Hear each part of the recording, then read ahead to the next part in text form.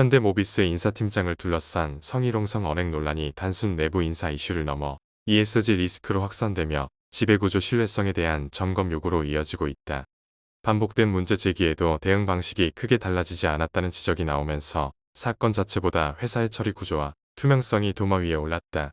논란은 지난해 말 인사팀 송년회 자리에서 불거졌다. 내부 게시판 등을 통해 제기된 주장에 따르면 해당 인사팀장은 여직원에게 욕설과 함께 성희롱으로 해석될 수 있는 발언을 했다는 의혹을 받고 있다.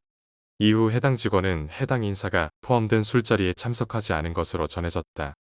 회사 측은 내부 규정에 따라 조치를 취했다는 입장을 밝혔지만 조사 결과와 판단 기준, 징계 수위와 종류 등은 공개하지 않았다. 피해 주장 직원에 대한 보호 조치 여부와 외부 전문가 또는 독립기구의 조사 참여 여부도 확인되지 않았다. 해당 인사가 과거에도 유사 사유로 징계를 받고 지방 발령된 전력이 있다는 주장까지 더해지면서 논란은 확대됐다. 이번 조치 역시 인사 이동에 그쳤다는 점에서 실질적 징계인지에 대한 평가가 엇갈리고 있다. 특히 당사자가 인사평가와 징계, 고충 처리, 윤리규정 집행을 총괄하는 인사 책임자였다는 점에서 조직 전반의 신뢰성과 직결된 사안이라는 지적이 나온다. 노동인권 전문가들은 반복 제기된 문제에 대해 실질적 책임을 묻지 못할 경우 내부 신고 시스템의 신뢰가 약화될 수 있다고 우려한다. 이번 사안은 과거 사례와 맞물려 ESG 관점의 구조적 리스크로도 해석되고 있다.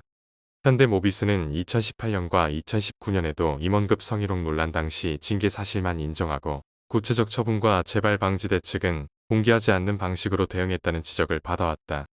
업계에서는 이 같은 대응이 개별 사건 대응을 넘어 내부 관리 중심 관행일 가능성에 주목하고 있다. 최근 ESG 평가에서는 사건 발생 여부보다 조사 과정의 독립성, 이사회 보고 체계, 재발 방지 시스템, 피해자 보호 절차 등 대응 구조가 핵심 지표로 평가된다. 외부 조사 참여 여부와 결과 공개 수준 역시 주요 판단 기준이다.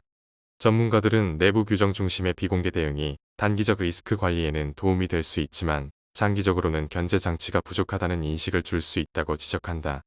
기관 투자가들도 윤리 내부 통제 리스크를 투자 판단 요소로 반영하는 추세여서 관련 논란이 주주총회와 이사회 구성 문제로 이어질 가능성도 거론된다. 현대모비스는 개인 관련 사안이라는 이유로 구체적 설명에는 신중한 입장을 유지하고 있다. 다만 ESG 경영을 강조해온 만큼 이번 사안을 계기로 대응 체계의 변화가 있을지 여부에 관심이 쏠리고 있다.